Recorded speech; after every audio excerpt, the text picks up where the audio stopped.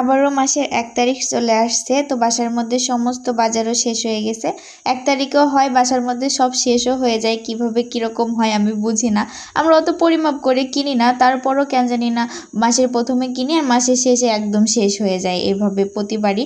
তারপরে আজকে আমাদের বাজার করতে হবে, কারণ কালকে আমার হাজব্যান্ডের এক্সাম আছে, আজকে ছাড়া আর সময় পাবো না। আজকে আসরের দিকে যাচ্ছি, এখন আবার বাজার করে নিয়ে আসে আমি টিউশন করাইতে যাব। অনেক ব্যস্ততার মধ্যে সারাদিন ছিলাম, কিন্তু বাজার না করলেই না। বাসার মধ্যে চাল থেকে শুরু করে কিচ্ছু নাই, সব কিছু কিনতে হবে। কিছু জিনিস আছে যেমন তেল টেল মশলা, কিছু জিনিস এবার কম কিনতে হবে, কারণ আগে আমরা আরও একদিন যেয়ে কিছু জিনিস বেশি করে কিনে রেখেছিলাম।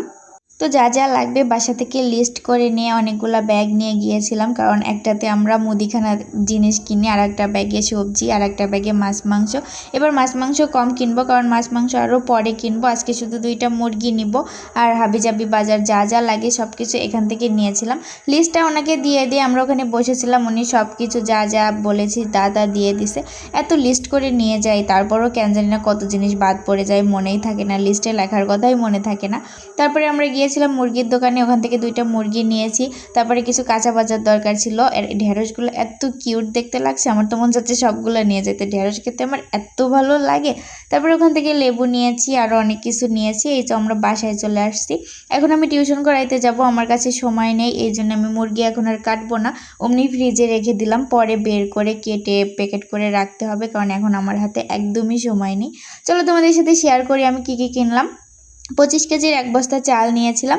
এই চাল আমাদের তিন মাস হয়ে যাবে, বা 3 মাসের বেশি হয়ে যাবে, কারণ আমাদের মাসে 5-6 কেজি চাল এরকমই লাগে। তারপরে নিয়েছিলাম 1 কেজি চিনি, 2 কেজি আটা, তারপরে মশার কয়েল, তারপরে হচ্ছে জিরা মশলা, হারপিক, বাথরুম পরিষ্কার করার জন্য কন্ডিশনার নিয়েছিলাম, শ্যাম্পু আছে বাসায়, শ্যাম্পু নিতে হবে না, গুঁড়া দুধ নিয়েছিলাম, ডাল নিয়েছিলাম, এলাচ, তারপরে যা যা লাগে এবার একটু কম কম করে নিয়েছিলাম। এবার ভিমবার আমি লিকুইড নিই নাই, কারণ আমার মনে হয় লিকুইডের থেকে ভিমবার সাবানগুলাই হচ্ছে সাশ্রয় বেশি হয়, লিকুইড তাড়াতাড়ি ফুরে যায়, এই জন্য ভাবছি আর লিকুইড নিব না।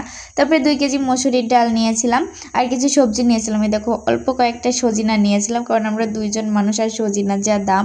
আমি 2টা কাঁচা মিঠে আম নিয়েছিলাম, আমি কামড়িয়ে খাবো এই জন্যে, আর কয়েকটা হচ্ছে টক আম নিয়েছিলাম, ওগুলো মাখাই খাবো বা ডাল দিয়ে রান্না করে খাবো।